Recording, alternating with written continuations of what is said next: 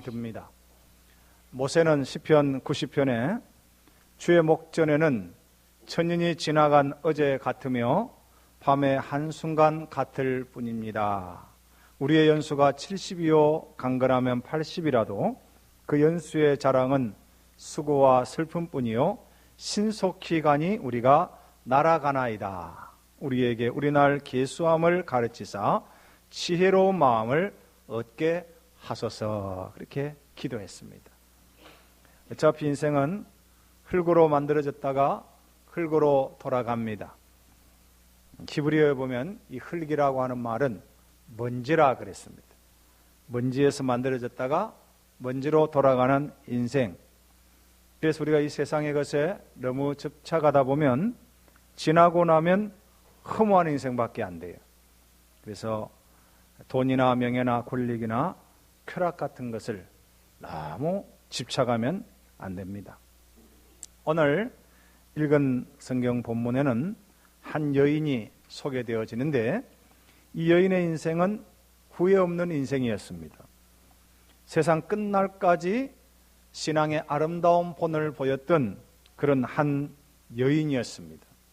성경이 기록되어 있고 우리 주님 오실 때까지 이 여인의 아름다운 이 본은 계속적으로 증거가 될 것입니다. 오늘 성경 본문 36절을 한번 보겠습니다. 36절에 보면 우리 같이 한번 읽어보겠습니다. 36절 시작. 한 바리새인이 예수께 자기와 함께 잡수시기를 청하니 이에 바리새인의 집에 들어가 앉으셨을 때에, 여기 앉으셨다 하는 것은 식사하기 위해서 채비를 하셨다, 그런 표현을 이해를 할 수가 있겠습니다. 바리새인들은 아무나 자기 집에 초대하지 않습니다.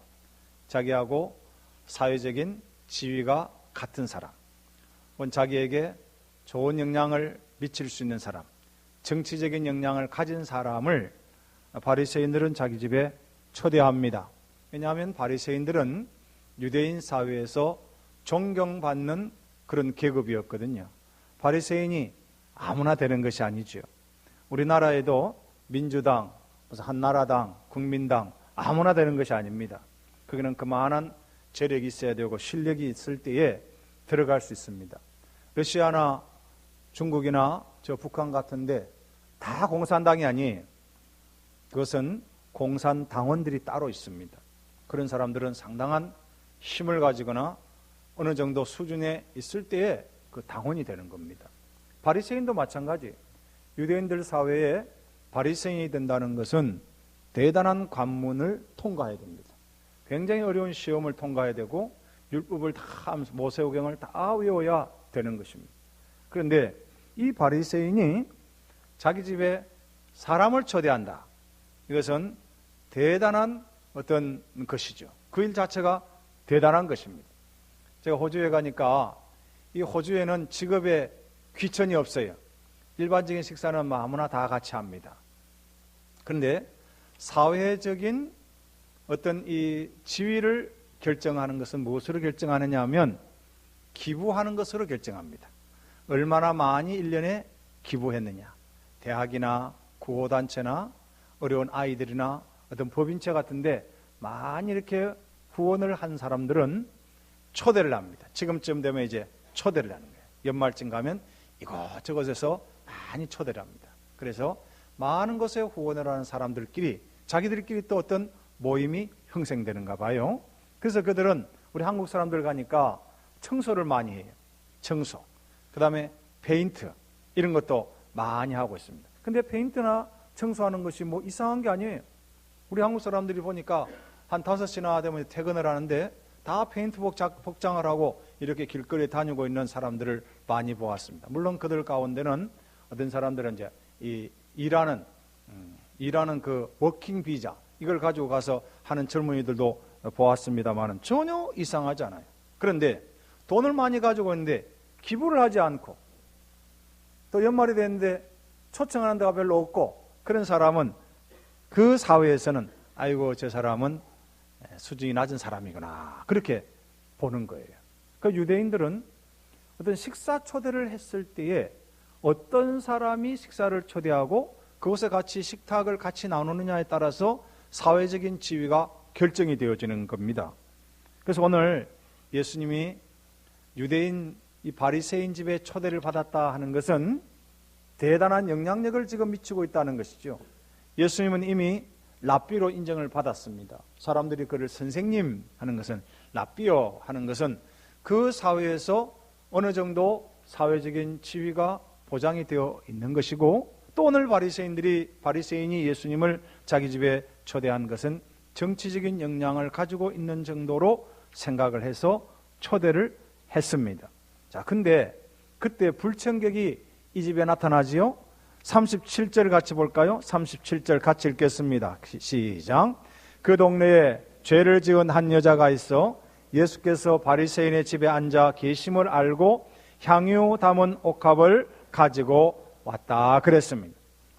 여기 보면 죄를 지은 한 여자, 죄인인 한 여자가 예수님이 바리새인 집에 초대받아 식사를 하기 위해서 준비하고 있는 것을 알고 이 여인이 온 겁니다.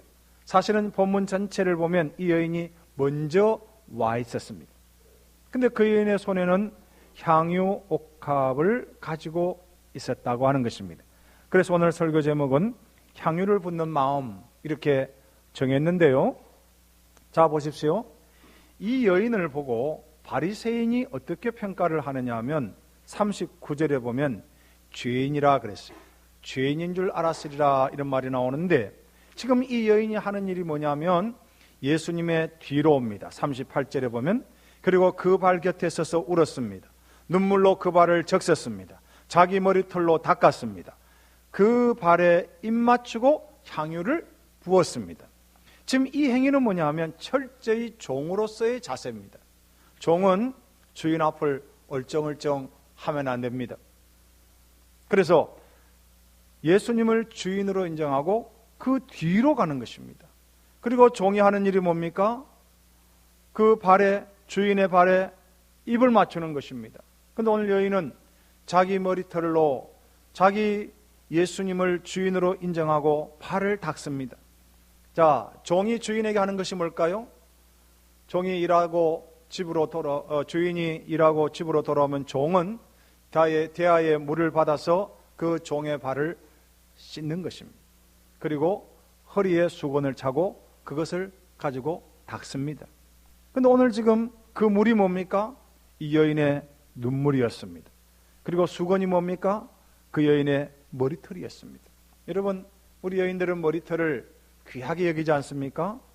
아마 마음에 어떤 변화가 오면 머리를 변화를 주는 것이 우리 여인들의 대부분의 그런 삶인데, 오늘 이 여인이 자기 머리털을 이렇게 긴 머리털을 풀어가지고 그 예수님의 발에 눈물로 적시고 그 발에 입 맞추고 그리고 닦아주고 또 그 값진 향유를 예수님의 발에 부었습니다.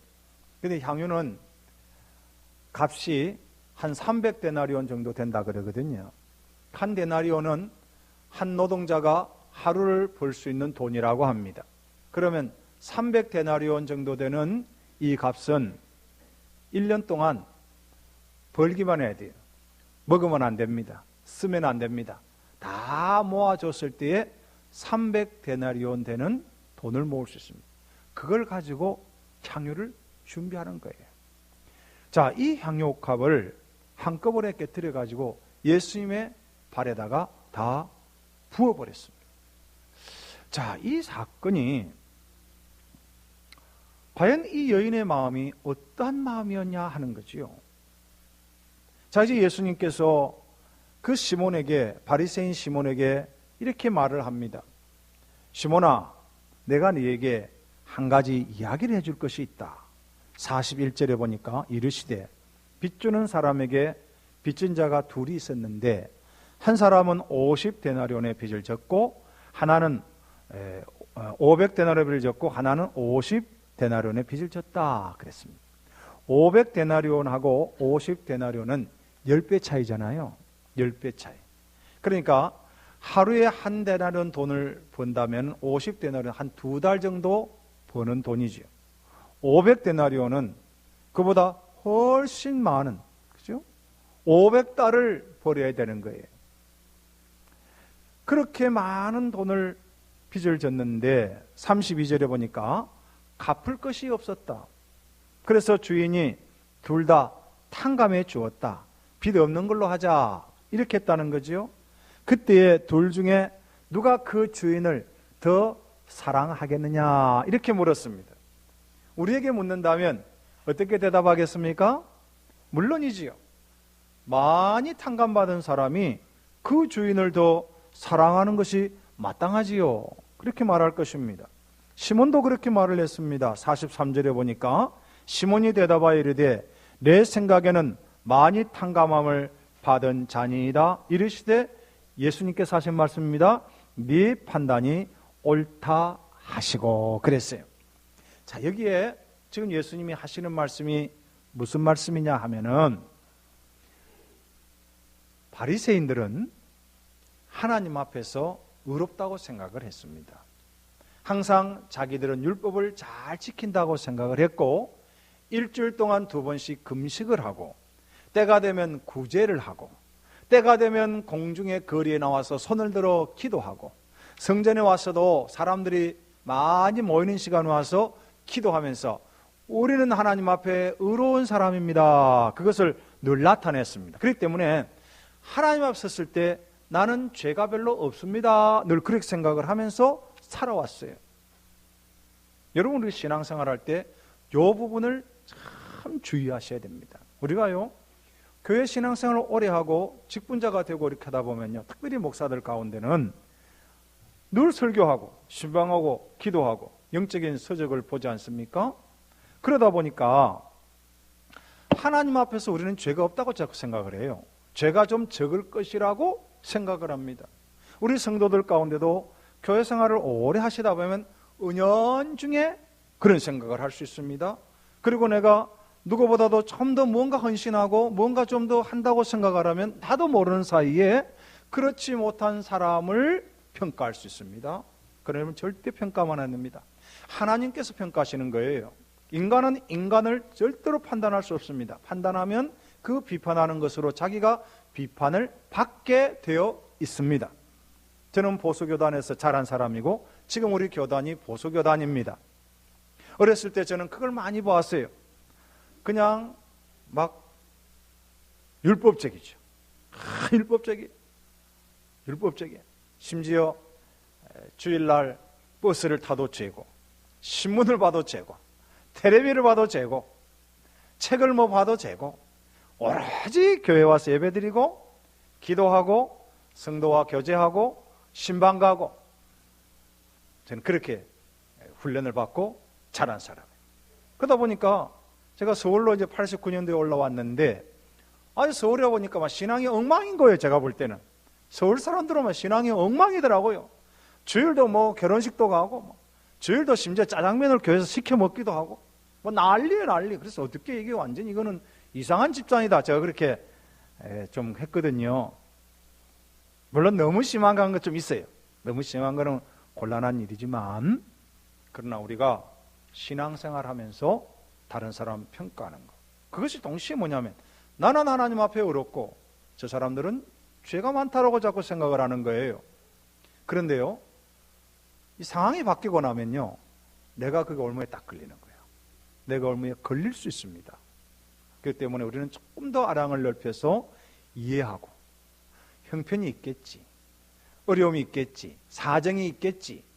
그래서 격려해주고 또 기도해주고 또 너무 많이 잘못 나갈 때는 우리가 가서 좀 조언도 해주고 이런 아량이 넓은 마음을 가지고 신앙생활을 할 때에 그게 풍성함이 있는 거예요. 그게 자유함이 좀 있지 않겠습니까? 오늘 바리새인은 자기는 하나님이 어려운 거예요. 그래서 그 여인은 저 죄인인데 저 죄인이 우리 집에 와서도 안 되고 감히 그 랍비라고 생각하는 그 선생님에게 가서 감히 어떻게 그에게 다가가서 머리털을 가지고 그 예수님의 발을 닦아주다니 이렇게 비판하고 있는 것을 보게 됩니다. 그래서 예수님께서 오늘 이 이야기를 하시는 거예요. 50데나리온 탕감받은 사람과 500데나리온 탕감받은 사람이 있는데 누가 더 그 주인을 사랑하겠느냐? 근데 이것은요, 주인 입장에서 탕감해 주는 겁니다. 내 입장에서 탕감받는 것이 아니라 주인 입장에서 탕감을 해주는 거예요. 그래서 우리가 사람에게 사과할 때도 마찬가지입니다. 내 입장에서 사과하고 끝 하면 안 돼요. 내가 한번 미안하다 했으니까 그 사람 용서했겠지. 아니에요. 그 사람이 이제 됐다, 그만해라, 이제 그만하면 내가 용서했어, 내 마음이 흡족해, 더 이상 이제 그만해 할 때까지 미안하다 해야 되는 거예요. 여러분, 사람관계 그래 풀립니다. 항상 내가 의롭다 생각하는 사람은요, 문자 하나 보내놓고 끝 이렇게 해요. 아니에요. 하나님 앞에서 하나님이 용서를 해줘야 되는 것이지, 하나님이 의롭다 인정해줘야 그 사람이 의로운 사람이지, 내가 스스로 의롭다 생각하는 사람이 있습니다. 바리새인들이 그렇게 살았다는 거예요. 그런데 오늘 예수님께서 하시는 말씀은 500데나리온 빚진 자는 여인입니다. 그런데 이 여인은 하나님 앞에서 자기 자신이 500데나리온 빚진 자와 같은 마음을 가지고 살았다, 그런 이야기예요. 은혜를 누가 받을까요? 은혜는 사모하는 사람이 받습니다. 잠언에서 그런 말씀을 했습니다. 나를 사랑하는 자가 내 사랑을 입을 것이고 나를 간절히 찾는 자가 나를 만날 것이라 그랬습니다. 하나님 앞에서 은혜를 간절히 사모하는 사람은 어떤 마음이냐 하면, 하나님, 나는 죄인입니다. 나는 부족한 사람입니다. 하나님의 은혜가 필요한 사람입니다. 늘 그렇게 생각하는 사람이 어떠한 말씀을 줘도 은혜를 받는 거예요. 우리 김상수 목사님께서 저번에 저에게 양구에 있었던 이야기를 하시더라고요. 근데 그 장교 부인이 군인교회를 다니시다가 민간인 교회를 찾아왔는데 그 목사님이 계시던 교회에 오셨답니다. 근데 그때 김 목사님이 다른 말씀 안 하셨대요. 여러분, 은혜를 받는 것은 그릇과 같습니다. 오늘 이 그릇이 딱 엎여 있거나 뚜껑을 딱 닫아버리면 절대로 은혜 받지 못합니다. 그러나 이 뚜껑을 열고 혹은 엎어진 그릇은 앞으로 다시 딱 세워가지고 하늘을 향하게 두면 하늘로부터 비가 내릴 때 거기에 비가 가득하게 고이는 것입니다. 은혜도 그와 같은 것입니다. 우리가 하나님 앞에 그런 말이죠. 은혜를 받은 거예요. 은혜를 받은 거예요. 그때부터 이제 목사님 교회를 나오시고, 목사님이 참 어려운 입장에 있었지만은 바로 그분이 오셔서 우리 목사님, 우리 전도사님 좋은 분입니다. 우리 전도사님 설교는 은혜가 됩니다. 그렇게 해가지고 역전이 됐다는 거예요. 그 앞에 어떤 한 집사가 있었는데 얼마나 힘들게 하고 피곤하게 막 하고 목회를 못하게 했는데 그분이 그냥 나서가지고 똑같은 목사님인데 그렇게 해주니까 교회 분위기가 바뀌더라는 것이죠. 여러분, 우리가 하나님의 은혜를 받는 것은요, 하나님 앞에 늘 나는 죄인입니다. 주여, 내가 은혜가 필요합니다. 나는 저 사람보다도 참 부족한 사람입니다. 그런 마음 갖기를 주의 이름으로 부탁합니다. 그 자리에 주의 은혜가 임하는 거예요. 거기에 오늘 바리새인은요, 어떤 자세를 가졌습니까? 여기 보십시오. 44절에서 46절까지 이 바리새인과 여인을 비교를 하면서 예수님이 말씀하고 있는데요, 우리 같이 한번 읽어보겠습니다. 44절부터 46절 같이 읽습니다. 시작.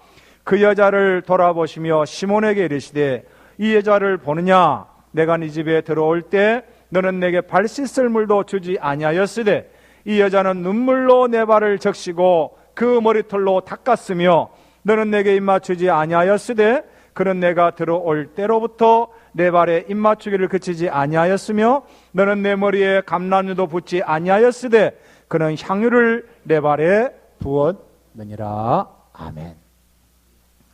이 식사를 초대한 바리새인 시몬의 자세는 상당히 교만한 거예요. 교만. 예수님을 초대하긴 했지만 정말로 손님으로서 대접하는 자세가 아닙니다. 종으로서 하는 그런 자세가 전혀 보이지 않습니다. 일반적으로 사람을 초대하면 유대인들은 이 어깨를 이렇게 하면서 같이 이렇게 두 팔을 이렇게 하면서 키스를 하게 되어 있습니다. 뭐 서양 사람들이 대부분 그렇게 하죠. 키스를 이렇게 하고.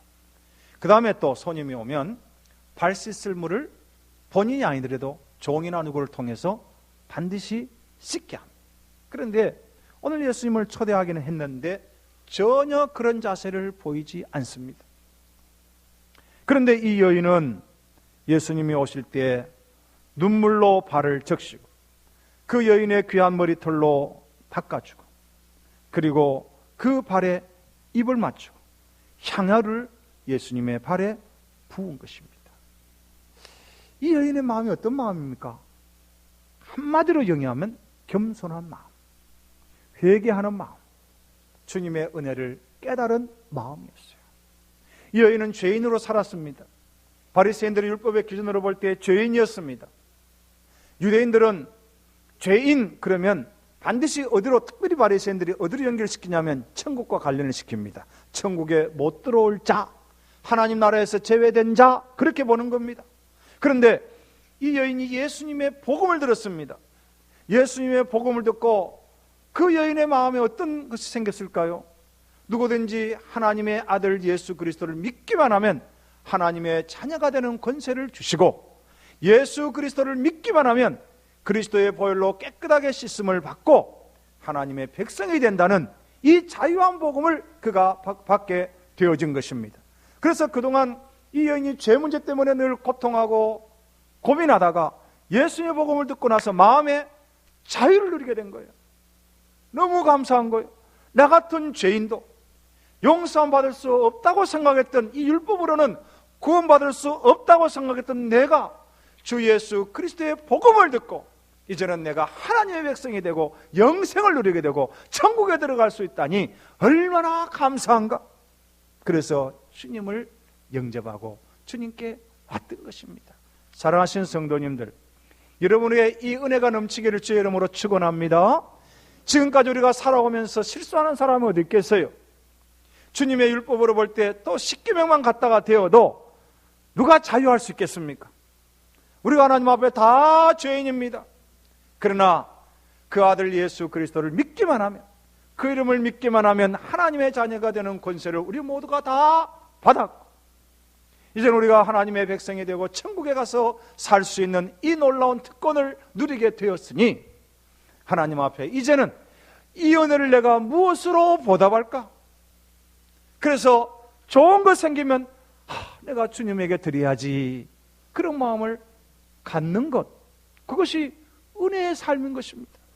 제가 89년에서 이제 서울에 와서 94년 선교지 갈 때까지 한 5년을 학생들에게 전도하면서 성경을 가르치면서 그렇게 생활을 했지 않습니까? 그때 제가 경희대학에서 아이들을 가르치면서 학생들이 자꾸 많아지는 거예요. 30명, 40명 자꾸 이렇게 늘어나는데 활동비가 부족하더라고요, 제가. 그래서 학생들에게 그런 이야기를 했어요. 여러분, 내가 여러분에게 밥도 사줘야 되고 이렇게 하는데 여러분이 한 달에 활동비를 좀 나한테 주라 그랬어요. 그러니까 아이들이 말을 잘 듣더라고요. 열심히 모아가지고 8만 원 정도를 모아가지고 매달 나에게 주는 거예요. 그래서 그걸 가지고 이제 밥도 사주고 저녁 늦게 학생들 공부하면 또 거기 같이 가서 커피도 사주고 이렇게 제가 했거든요. 근데 이제 94년도 제가 선교지로 갔습니다. 선교지 가서 약 2년 정도, 한 1년 7개월 만에 제가 처음에 한국에 나왔는데, 이제 그때 제가 나온다는 이야기를 알고 이 학생들이 모였어요. 이제 사회인이 되었습니다. 사회인이 돼가지고 저를 초대했어요. 학생들이 거의 수십 명이 모여가지고 선교사님 오셨다고, 우리 간사님 오셨다고, 그래가지고 식사를 드죠. 또 금일봉을 하고, 얼마나 감사한지 몰라요. 그런데요, 제가 그때 느낀 것이 뭐냐면, 하나님 앞에 드리는 것은요, 평소에 훈련이 돼야 돼요. 여러분, 11조도 마찬가지입니다. 11조요, 1000만 원 벌어갖고 100만 원 떼기가 참 어렵습니다. 그런데 여러분이 10만 원을 벌면 만 원을 떼는 훈련을 지금부터 하십시오. 그렇게 자꾸 하다 보면요, 하나님께 드리는 것이 쉬워집니다. 1000만 원 벌어서 100만 원 떼고 200만 원 떼는 거 쉬워져요.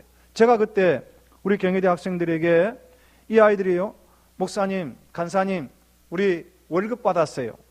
그래서 간사님 오신다는 말을 듣고 11조를 교회하고 또 11조를 떼가지고 간사님에게 드리려고 가져왔어 하는 아이들이 제법 몇 명 있었어요. 제가 모스크바에서 학생들을 데리고 처음에 이제 한인교회를 시작했습니다. 현지인 교회는 또 이제 현지인 교회들 하고, 그때에 학생들이 이제 공부를 어떤 사람은 뭐 1년, 2년 마치고 이제 단기 언어 연수 와서 가는 학생들도 있고, 또 이제 끝까지 공부하는 사람들도 뭐 7년씩 이렇게 하는 분들, 우리 성윤 사모님이 거기에서 이제 석사까지 다 마치고 이렇게 오시는데, 그렇게 오래 하시는 분도 있습니다. 근데 내가 학생들 떠날 때 꼭 학생이 떠나는 그 학생이 있는 고주일은 내가 꼭 이야기를 합니다. 여러분, 지금까지 우리 학생들 이곳에 있을 때 내가 이런 거 말하지 않았지만 떠나기 때문에 제가 말을 합니다. 여러분이 한국 가면 첫 월급의 11조는 본인 다니는 교회하고 또 11조를 떼어서 이곳 모스크바로 선교비로 보냈어요. 그랬어요. 야, 그런데요, 학생들 중에 그 말을 그대로 순종을 해요. 어떻게 순종을 하느냐 하면 11조를 떼가지고 다 자기 다니는 교회 주고 10의 9조를 모스크바로 다 보내는 거예요. 이런 학생이 몇 명 있었습니다. 제가 참 감동을 받았어요. 그런데요, 제가 우리 교회 와서 일신비전교회를 개척하고 지금까지 7년을 지나잖아요. 지나는데 보니까요, 우리 젊은이들이 첫 월급을 하나님께 드린 사람들이 제법 되고요, 요 근래에도 그런 분들이 있는 걸 내가 보았습니다. 참 감사해요. 자, 그런데 하나님께 드린다는 것은 어디에서 시작이 되느냐 하면 47절이요. 47절 우리 같이 읽어볼까요? 47절 시작. 이러므로 내가 네게 말하노니 그의 많은 죄가 사하여 졌도다. 이는 그의 사랑함이 많음이라. 사함을 받은 일이 적은 자는 적게 사랑하느니라. 그랬어요. 사랑이에요. 사랑. 하나님의 사랑을 딱 깨닫고 나면요, 내가 어떻게 하나님께 이 사랑을 보답할까? 이 은혜를 어떻게 내가 보답할까? 그래서 어떤 사람은요, 물질로 어떻게 더 많이 드리고 싶어서 막 애를 쓰는 거예요. 여러분, 감사 예물 드리는 것도 마찬가지죠. 한 주간을 지나면서 막 감사 조건을 찾는 거예요. 또 감사할 일이 있으면 내가 어떻게 물질로 하나님께 드려볼까? 그래서 여러분이 감사 예물 드리는 거 아니겠습니까? 또 시간을 드립니다. 우리 남전도 회원들이 토요일 날요, 여러분이 보이지 않는데 제가 아침에 일찍 나오고, 어떤 때는 정말로 일찍 나오면요, 조금 있다가 보면 막 왔다 갔다 막 청소를 막 하는 거예요. 여러분이 옥상에서 지하까지 청소하는 게 보통 일이 아닙니다. 청소, 화장실 막 쓰레기 냄새 나는 거 다 치우시고, 얼마나 깨끗하게 수고하냐. 우리 여전도 회원들이 지금 오늘 또 점심 식사를 맛있게 하는데요, 이거 정말로 시간을 내야 돼요. 토요일 날 시장을 봐가지고, 토요일부터 준비해가지고 여러분에게 서빙하고, 또 설거지를 하고, 안내를 하고, 방송실에서 또 재정부로, 차량으로, 도구팀으로, 찬양으로 아이들 가르치면서 이렇게 하는 이것이요, 절대로 쉬운 일 아닙니다. 여러분, 주님의 사랑을 크게 받으면 크게 어떻게 주님 앞에 이 은혜를 보답할까? 이런 마음으로 섬기게 되어 있는 줄 믿습니다. 이제 2017년 일어나 걸으라, 이걸 가지고 우리 교회가 시작을 했어요. 10달을 지났어요. 이제 두 달 남았는데요, 우리 정말로 마음을 모아서 하나님이 10달 동안 주신 은혜가 무엇인가, 앞으로 2달 동안 또 주실 은혜가 무엇인가 기대하시고, 하나님 앞에 내가 더 드리고 싶습니다. 하나님 앞에 더 헌신하고 싶습니다. 나에게 건강을 주셨습니까? 이 건강으로 주의 영광을 위해서 쓰게 하시고, 주여 나에게 물질을 주셨습니까? 이 물질을 하나님을 위해서 내가 마음껏 드리도록 하여 주시고, 하나님이 나에게 재능을 주셨습니까? 이 재능을 가지고 하나님께 마음껏 바칠 수 있도록 주의 사랑을 늘 깨닫는 우리 모두가 되시기를 주의 이름으로 축복합니다. 기도하겠습니다. 하나님, 향유를 붓는 마음 우리에게 허락하여 주시고, 하나님